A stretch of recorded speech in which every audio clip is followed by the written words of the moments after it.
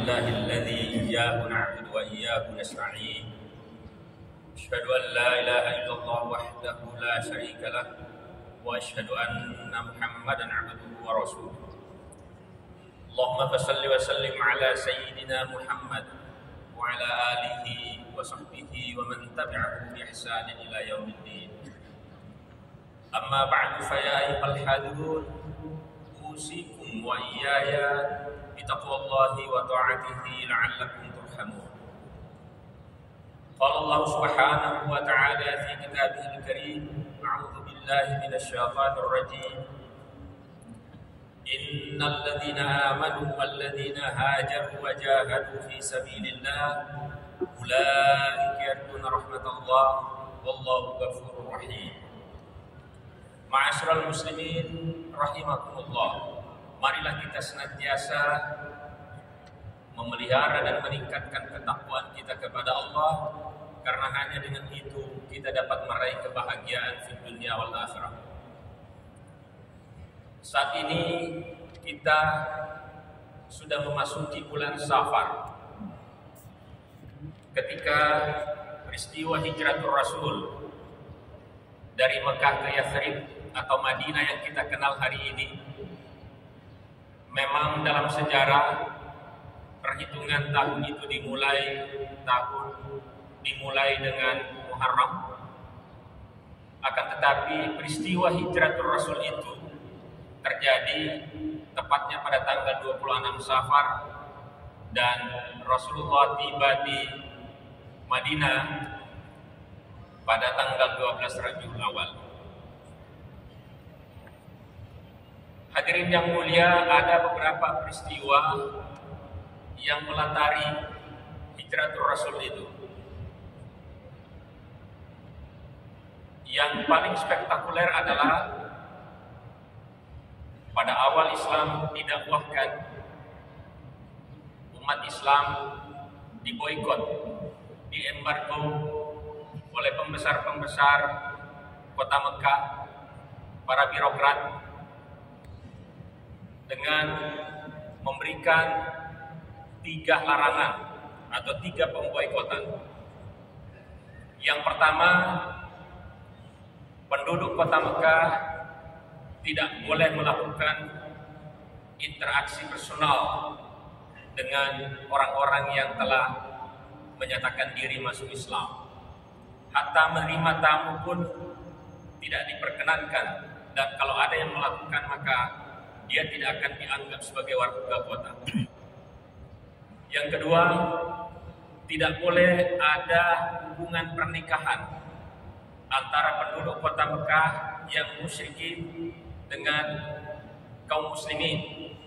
Dan yang ketiga, ini yang paling menyakitkan, hadirin yang mulia, seluruh produk penduduk kota Mekah tidak boleh dijual kepada kaum muslimin, dan seluruh produksi yang dihasilkan oleh kaum muslimin tidak boleh dibeli oleh warga kota. Sehingga pada saat itu hampir dapat dipastikan tidak ada lagi orang kaya di kalangan kaum muslimin, karena orang-orang kayanya seperti Abu Bakar As-Siddiq harus menyuplai saudara-saudaranya yang memang masih dalam keadaan yang susah. Dengan demikian mereka berkumpul dalam satu tempat dan hanya diberi satu akses keluar. Ditambah lagi yang menyusahkan, istri Abu Lahab yang namanya Ummu Jamil. Hadirin yang mulia, Abu Lahab itu selain sebagai paman Rasul, beliau juga mantan besan.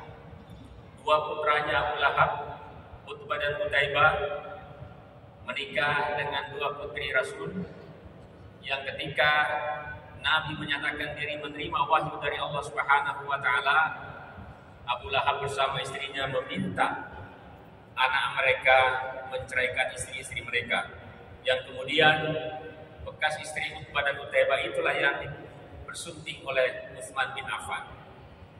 Salah satu pekerjaan Ummu Jamil itu adalah menanam ranjau pada satu tempat yang satu-satunya akses digunakan umat Islam keluar. Tentu ranjaunya bukan ranjau yang kita pahami hari ini, tetapi duri padang pasir yang panjang, kalau diinjak bisa tembus ke atas kaki. Kalau ada umat Islam yang kena ranjau Mujamil itu, ia tertawa terbahak-bahak di balik jendelanya. Wajar apabila dalam Al-Quran disebutkan wa mar'atu hammalatal hatab fi jidha hablum min masad, yang nanti istri Abu Lahab itu Mujamil akan dipakaikan kalung dari bara api karena memang perilakunya yang sangat tidak manusiawi. Hadirin yang mulia, 3 tahun lamanya pemboikotan ini terjadi. Rasulullah kemudian berupaya untuk mencari bantuan dan pergilah ke Taif, sebuah wilayah yang sangat subur. Sampai sekarang hampir semua makanan, sayur-sayuran, buah-buahan datang dari Taif itu, karena di sana ada banyak oase. Apa yang terjadi hadirin yang mulia, ketika Nabi memasuki kota itu, ia diusir oleh penduduk kota Taif dan dikejar oleh anak-anak muda, dianggap sebagai orang sinting dan dilempari batu-batu sampai berdarah-darah betisnya sampai keluar kota Taif itu. Dalam kelelahannya beliau bernaung beristirahat di bawah hamparan perkebunan anggur. Lalu didatangi oleh malaikat Jibril. Muhammad, Tuhanmu tidak tidur.